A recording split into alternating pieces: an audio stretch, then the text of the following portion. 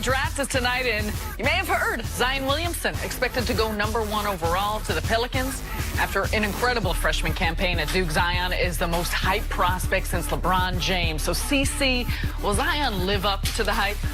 I do believe most expectations, too, are unrealistic, but I believe he'll live up to them based on the organization, David Griffith being there as the general manager, with the trade up Anthony Davis, the complementary players, that he's going to be able to work on his game, grow his game, and they're not going to ask him to do things that are not in his sweet spot early in his career. I believe he can be an all-star on a regular basis, just as a defensive player. He's got special jumping traits off the floor, and he should get out in transition and be tremendous immediately in the NBA, Nick. I agree on all counts. And listen, Zion has all the things you can't teach. You can't teach athleticism. You can't teach verticality. You can't teach his natural build to be able to carry that weight. So if he's going to work on the things you can teach, which by all accounts, he's a really good young man and he's a really hard worker, that's the recipe for greatness. That's why, to me, he is a consensus, no doubt, obvious #1 pick, and he will be the And a name like Zion don't hurt the package. No. To the Rockets, yesterday we discussed at length the reported friction between their two stars, James Harden and Chris Paul. Well, how about adding another intense star to the mix? According to reports, Houston will aggressively pursue Jimmy Butler in free agency. So, CC, would Jimmy Butler make the Rockets title contenders? Oh, man, Jimmy Butler's like medicine to the soul. Yeah. Well, depending on who is the person. Whose soul it is? I believe that he's better off staying in Philadelphia. The chemistry, I went to a number of Philadelphia games, talked to Jimmy Butler, him and Joel Embiid, him and Ben Simmons. Ben Simmons still evolving as a player. I don't believe the best fit there is in Houston, even though he's from right outside of Houston. Look, I understand that the Rockets have been interested in Jimmy Butler for quite some time. Daryl Morey last year offered 4 first-round picks, and seemingly you would imagine. And Daryl gets consumed with certain players, like he. Right, absolutely. But in order to make this work, you would have to. I don't think Philly's going to trade Jimmy for, and you could opt in, you could trade him something like that, similar to how they got Chris Paul. I know you say they need a point guard in Philadelphia. I don't think they're going to take on Chris Paul's contract. No. And so you're going to have to lose Eric Gordon and then someone else. I believe the Rockets should run it back with a better bench. I think Jimmy Butler, I think there is an element of he's a good player, but you already allegedly have locker room issues between Harden and Paul. You're going to add another combustible personality in Jimmy Butler. That, to me, would be too risky, and the price would be too big. I think he should stay in Philly as well. Let's finish with the Lakers, who are favorites to win the 2020 NBA title. But while Vegas might thank LeBron, AD and company will get it done, rival executives are a bit more weary. According to reports, many of them have their doubts that the Lakers will be able to build a title team after giving up Brandon Ingram, Lonzo Ball, and a ton of draft picks. So, Nick, what is the biggest factor that will determine the Lakers' success? Well, I think what the rival execs are worried about might be the biggest factor. If the reason that I would expect the Lakers to do everything to be able to get a max player is because that's the easy option. That's the option that doesn't involve building a team. Yeah. That's the option that it's, what are we going to do with all this cap space? Sign one guy.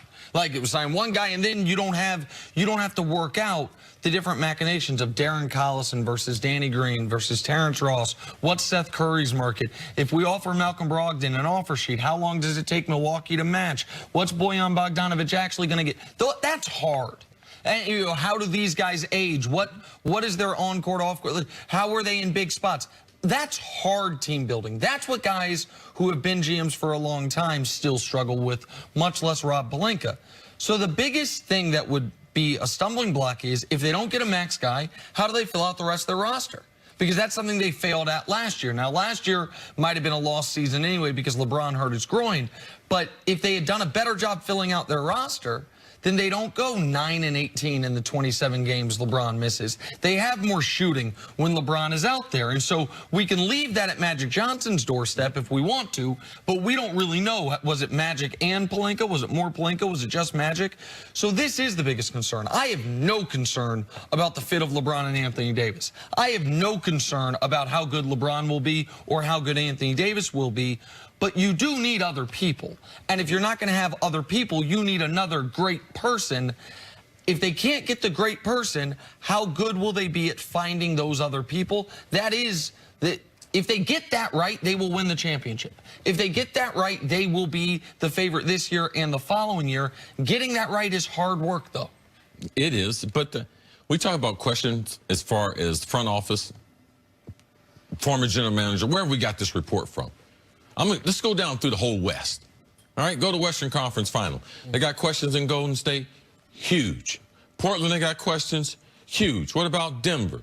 They're young, up and coming, but are they ready for prime time? Yep. San Antonio, come on, stop playing. Utah, they just got Conley. They still don't have enough in the West. The Clippers, we don't know what Kawhi's going to do. So every Houston, executive we've talked about Houston, question marks, yes, absolutely. Do they want to be together? So there's question marks everywhere.